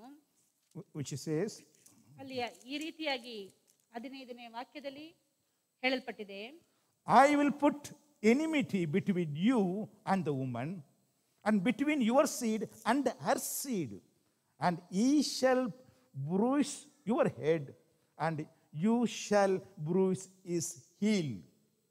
15ನೇ ವಾಕ್ಯದಲ್ಲಿ ಹೇಳಲ್ಪಟ್ಟಿದೆ, ನಿನಗೂ ಈ ಸ್ತ್ರೀಗೂ ನಿನ್ನ ಸಂತಾನಕ್ಕೂ ಈ ಸ್ತ್ರೀಯ ಸಂತಾನಕ್ಕೂ ಹಗೆತನವಿರುವ ಹಾಗೆ ಮಾಡುವೆನು.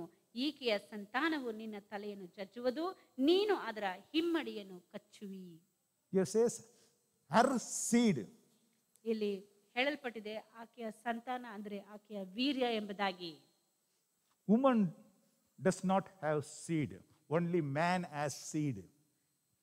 ಸ್ತ್ರೀಗೆ ಯಾವುದೇ ಬೀಜವಾಗಲಿ ವೀರ್ಯವಾಗಲಿ ಕಾಣಲ್ಪಡುವುದಿಲ್ಲ, ಅದು ಪುರುಷನಿಗೆ ಮಾತ್ರ ಕಾಣಲ್ಪಡುವಂಥದ್ದು. They are only a carrier to give birth, but the seed comes from someone else.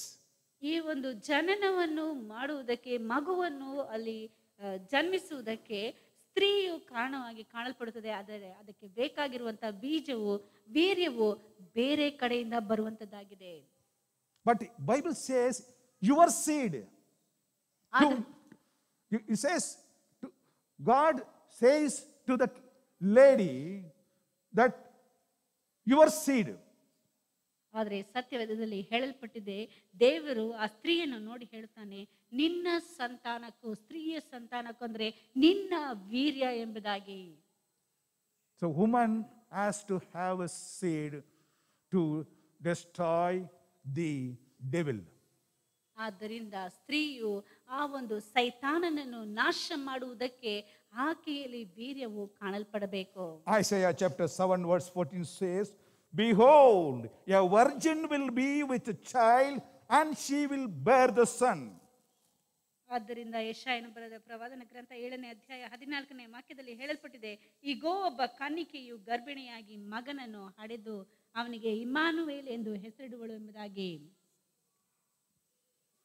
So a virgin has to only give birth to a male, that is the seed, but how was the seed given to her?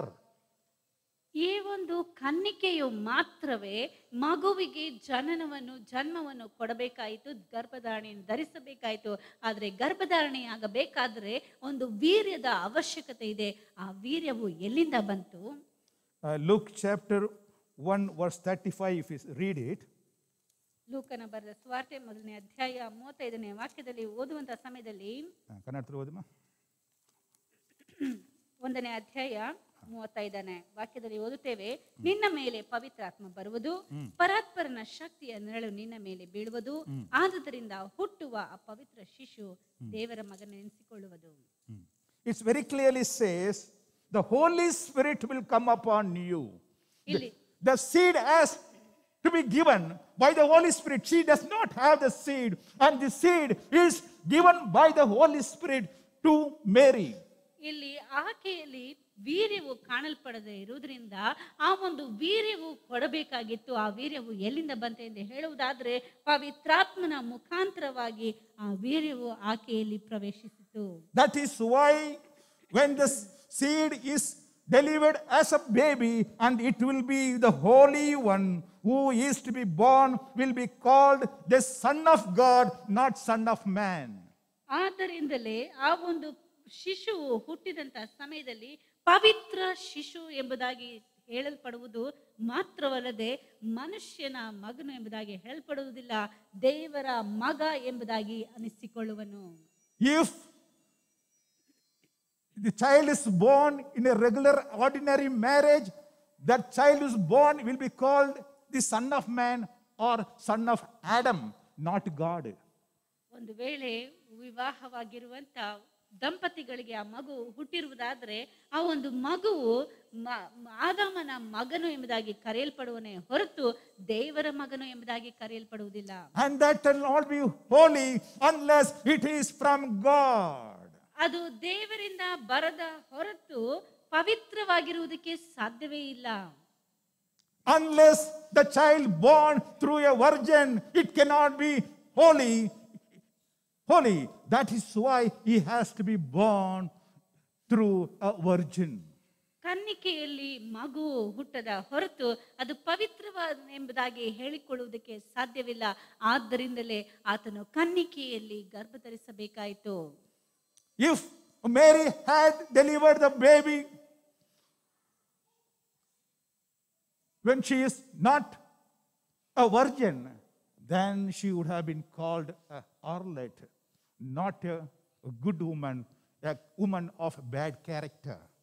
ಒಂದು ವೇಳೆ ಆ ಒಂದು ಮಗುವು ಮರಿಯಳಿಂದ ವಿವಾಹವಾಗದ ನಂತರ ಹುಟ್ಟಿರುವುದಾದರೆ ಆ ಒಂದು ಮಗುವು ಈ ತಪ್ಪಾದ ರೀತಿಯಲ್ಲಿ ಹುಟ್ಟಿದೆ ಎಂಬುದಾಗಿ ತಿಳಿದು ಮರಿಯಳನ್ನು ವ್ಯಭಿಚಾರಿ ಎಂಬುದಾಗಿ ಕರೆದಿರಬಹುದು, ಇಲ್ಲವೇ ತಪ್ಪಾದ ರೀತಿಯಲ್ಲಿ ಮಗುವನ್ನು ಹೆತ್ತವಳು ಎಂಬುದಾಗಿ ಕರೆದಿರಬಹುದಾಗಿತ್ತು. A sinless, holy God has to come through the Holy Spirit as a seed into the borrowed mother, that is Mary, who carried the seed of God to deliver a baby which is son of God, not man. ಪವಿತ್ರ ಶಿಶುವು ಜನಿಸಬೇಕೆಂದು ಹೇಳಬೇಕಾದ್ರೆ ಆ ಒಂದು ಮಗುವು ಕನ್ನಿಕೆಯ ಗರ್ಭದಲ್ಲಿ ಗರ್ಭಧಾರಣೆಯಾಗಬೇಕಾಗಿತ್ತು. ಅದಕ್ಕೆ ಬೇಕಾಗಿರುವಂತಹ ವೀರ್ಯವು ಮರಿಯಳ ಬಳಿಯಲ್ಲಿಲ್ಲ. ಆಕೆಯಾದರೂ ಆಕೆಯನ್ನು ಮಗುವನ್ನು ಹೆರಲು ಬೇಕಾಗಿರುವಂತ ಒಂದು ಉಪಯುಕ್ತವಾದಂತ ವಸ್ತುವಾಗಿ ಒಂದು ಸ್ತ್ರೀಯಾಗಿ ಅಲ್ಲಿ ಉಪಯೋಗಿಸಲ್ಪಟ್ಟಿತು. ಆದರೆ ಬೇಕಾದಂತ ವೀರ್ಯವು ಪವಿತ್ರಾತ್ಮನಿಂದ ಬಂದು ಆಕೆಯಲ್ಲಿ ಜನಿಸಿ ಮಗುವು ಪವಿತ್ರ ಶಿಶುವಾಗಿರುವುದರಿಂದ ಅದು ದೇವರ ಮಗನು ಎಂಬುದಾಗಿ ಅನಿಸಿಕೊಂಡನು. If Jesus is not born of this virgin, but in a regular married way, if he has come through the regular marriage, then you will not be called a sinless God, because every human being born in this world, or everyone, is sinner. ಈ ಲೋಕದಲ್ಲಿ ಹುಟ್ಟಿರುವಂತ ಪ್ರತಿಯೊಬ್ಬ ವ್ಯಕ್ತಿಯು ಹುಟ್ಟಿದಂದಿನಿಂದ ಪಾಪ ಮಾಡಿದಂತ ವ್ಯಕ್ತಿಯಾಗಿದ್ದಾನೆ. ಆದ್ದರಿಂದ ಯೇಸು ಕ್ರಿಸ್ತನು ಪವಿತ್ರನು ಎಂಬುದಾಗಿ ಕರೆಯಲ್ಪಡಬೇಕಾದರೆ ಆತನು ಪವಿತ್ರಳಾಗಿರುವಂತ ಆ ಒಂದು ಕನ್ನಿಕೆಯಲ್ಲಿ ಜನಿಸಬೇಕಾದಂತ ಅವಶ್ಯಕತೆ ಇತ್ತು. ಒಂದು ವೇಳೆ ಆತನು ವಿವಾಹದ ನಂತರ ಆಗಿರುವುದಾದರೆ ಈ ರೀತಿಯಾಗಿ ದೇವರ ಮಗನು ಎಂಬುದಾಗಿ ಅನಿಸಿಕೊಳ್ಳುವುದಕ್ಕೆ ಸಾಧ್ಯವಾಗುತ್ತಿರಲಿಲ್ಲ. A sinless holy sacrifice. ಅಲ್ಲಿ ಪಾಪವೇ ಇಲ್ಲದಿರುವಂತ ಪವಿತ್ರವಾದಂತ ಯಜ್ಞವು, which is not possible unless he is born of a virgin. ಆತನು ಕನ್ನಿಕೆಯ ಮುಖಾಂತರವಾಗಿ ಜನಿಸಿದ ಹೊರತು ಆ ಯಜ್ಞವು ಸಾಧ್ಯವಾಗುತ್ತಿರಲಿಲ್ಲ. And the seed is provided by the Holy Spirit to Mary. ಆ ಒಂದು ವೀರ್ಯವು ಪವಿತ್ರಾತ್ಮನ ಮುಖಾಂತರವಾಗಿ ಕನ್ನಿಕೆಯಾದಂತ ಮರಿಯಳಿಗೆ ಕೊಡಲ್ಪಟ್ಟಿತು. Today we are celebrating Christmas because Jesus has to take a human form. ಈ ದಿನದಲ್ಲಿ ನಾವು ಕ್ರಿಸ್ತ ಜಯಂತಿಯನ್ನು ಆಚರಿಸುತ್ತಾ ಇರುವುದಕ್ಕೆ ಮುಖ್ಯ ಕಾರಣವೇನೆಂದು ಹೇಳುವುದಾದರೆ, ಯೇಸು ಕ್ರಿಸ್ತನು ನರಾವತಾರ ತಾಳಿ ಈ ಲೋಕಕ್ಕೆ ಬಂದನು. To give us a remission of a sin and deliverance from death, deliverance from the clutches of Satan, and to give us eternal life, to be with God forever. ಆತನು ನಮ್ಮನ್ನು ಪಾಪದಿಂದ ಬಿಡಿಸುವುದಕ್ಕೂ, ಸೈತಾನನ ಕ್ರಿಯೆಗಳಿಂದ ನಮ್ಮನ್ನು ಬಿಡಿಸುವುದಕ್ಕೂ, ಸೈತಾನನು ನಮ್ಮನ್ನು ಧ್ವಂಸ ಮಾಡುವುದರಿಂದ ಬಿಡಿಸುವುದಕ್ಕೂ, ಮತ್ತು ನಮ್ಮನ್ನು ಮರಣದಿಂದ ತಪ್ಪಿಸಿ ನಮ್ಮನ್ನು ಶುದ್ಧೀಕರಿಸಿ ಆತನು ವಾಸ ಮಾಡುವಂತ ಶಾಶ್ವತವಾಗಿರುವಂತ ಆ ಸ್ಥಳದಲ್ಲಿ ನಾವು ವಾಸ ಮಾಡುವಂತೆ ಮಾಡುವುದಕ್ಕಾಗಿ ಆತನು ಈ ಲೋಕದಲ್ಲಿ ಜನಿಸಿದನು. That's why we celebrate Jesus Christ, who was born as a human. ಆದ್ದರಿಂದಲೇ ಯೇಸು ಕ್ರಿಸ್ತನು ಇಲ್ಲಿ ಮನುಷ್ಯ ರೂಪವನ್ನು ತಾಳಿದ್ದನ್ನೇ ನಾವು ಆಚರಿಸುತ್ತೇವೆ. Let this God who took the human form to give remission of sins and give deliverance to all our problems, and to deliver us from the death and to provide eternal life, bless you all. ಈ ರೀತಿಯಾಗಿ ನಮಗೋಸ್ಕರ ನರಾವತಾರ ತಾಳಿ ಈ ಲೋಕಕ್ಕೆ ಬಂದಂತ ಯೇಸು ಕ್ರಿಸ್ತನು ನಮ್ಮನ್ನು ಪಾಪದಿಂದ ಬಿಡಿಸಿ, ನಮ್ಮನ್ನು ಬಂಧನಗಳಿಂದ ನಮ್ಮನ್ನು ಸ್ವತಂತ್ರಗೊಳಿಸಿ, ನಮ್ಮನ್ನು ಮತ್ತೆ ಮರಣದಿಂದ ಬಿಡಿಸಿ ಆತನೊಂದಿಗೆ ಇಟ್ಟುಕೊಳ್ಳುವುದಕ್ಕೆ, ಶುದ್ಧೀಕರಿಸಿ ನಡೆಸುವುದಕ್ಕಾಗಿ ಈ ಲೋಕಕ್ಕೆ ಬಂದನು ಎಂಬುದಾಗಿ ತಿಳಿಸುತ್ತೇನೆ. ದೇವರು ನಿಮ್ಮನ್ನು ಆಶೀರ್ವದಿಸಲಿ. Whosoever believeth in him shall not perish but have an everlasting life. ಆತನನ್ನು ನಂಬುವಂತ ಒಬ್ಬನಾದರೂ ನಾಶವಾಗದೆ ಎಲ್ಲರೂ ನಿತ್ಯ ಜೀವವನ್ನು ಹೊಂದಬೇಕೆನ್ನುವಂಥದ್ದೇ ಆತನ ಬಯಕೆಯಾಗಿದೆ. God bless you. Close our eyes to pray. ದೇವರು ನಿಮ್ಮನ್ನು ಆಶೀರ್ವದಿಸಲಿ. ಎಲ್ಲರೂ ಕಣ್ಣುಗಳನ್ನು ಮುಚ್ಚಿ ಪ್ರಾರ್ಥಿಸೋಣ. Heavenly Father, we praise and worship you, Lord, for the wonderful time that you've given us, that we gather together, Lord, and to know why you're born into this world as a human. Thank you, Lord, because my sins to be removed. And Lord, I should be given forgiveness, Lord, and to escape from this death. You, Lord, took a human form and came into this world and stood in the place where I am supposed to stand, oh God. You have taken away all my punishment upon you to give me deliverance from this death. Thank you, Lord, for the wonderful love that you have shown towards me and to all the people. God so loved the world. You gave your only begotten Son so that we'll have eternal life. Thank you, Lord. Lord, I pray, bless everyone who come here and those who are listening to this message. Bless them, everyone, Lord. Bless them, Lord. Especially, Lord, I pray for this world. Lord, the whole world is shivering with fear of death. You came into this world to deliver us from death I pray, oh God, that the sickness which is brought through this pandemic, I pray, Lord, be removed by your grace. Show your love towards the human being, oh Lord Jesus.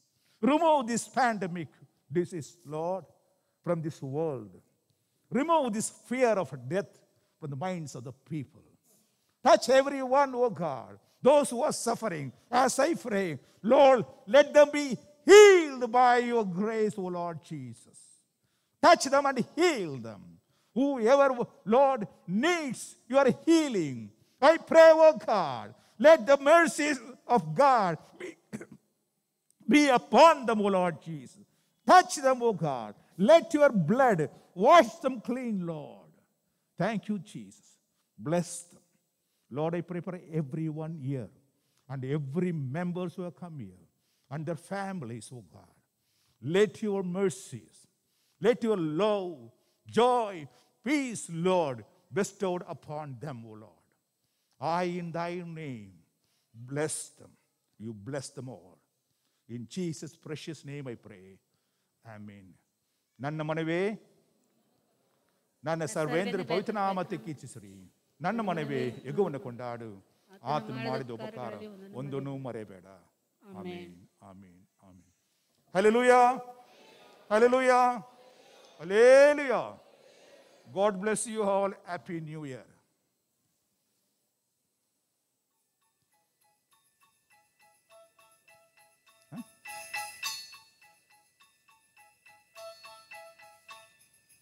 Dashing through the snow in a one-horse open sleigh, o'er the fields we go, laughing all the way. The bells on bobtail ring, they make our spirits bright.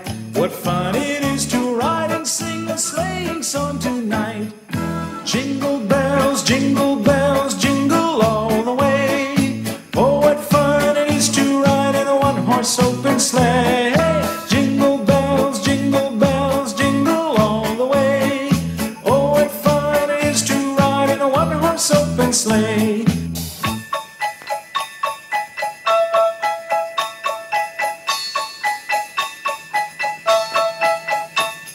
A day or two ago, I thought I'd take a ride, and soon Miss Fanny Bright was seated by my side.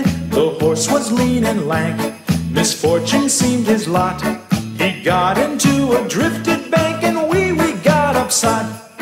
Jingle bells, jingle all the way. Oh, what fun it is to ride in a one-horse open sleigh. Jingle bells, jingle all the way. Oh, what fun it is to ride in a one-horse open sleigh.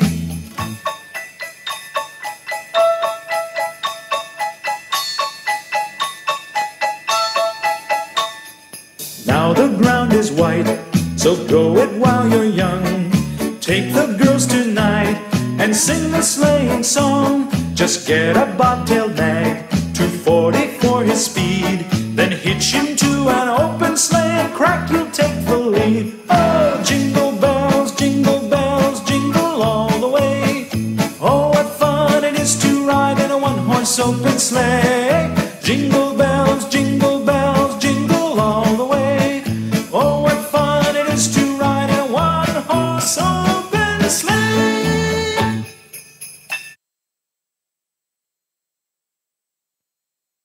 Hallelujah. ಈ ಒಂದು ಸಮಯದಲ್ಲಿ ಕುಟುಂಬ ಸಮೇತವಾಗಿ ನೀವು ಹೋಗಿ ಮತ್ತೆ ಪೆಟ್ಟಿಗೆ ಆ ಸ್ಥಳದಲ್ಲಿ ಇರ್ತದೆ, ನೀವು ಕಾಣಿಕೆಯನ್ನು ಹಾಕಿ ಕುಟುಂಬ ಸಮೇತವಾಗಿ ಹೋಗಿ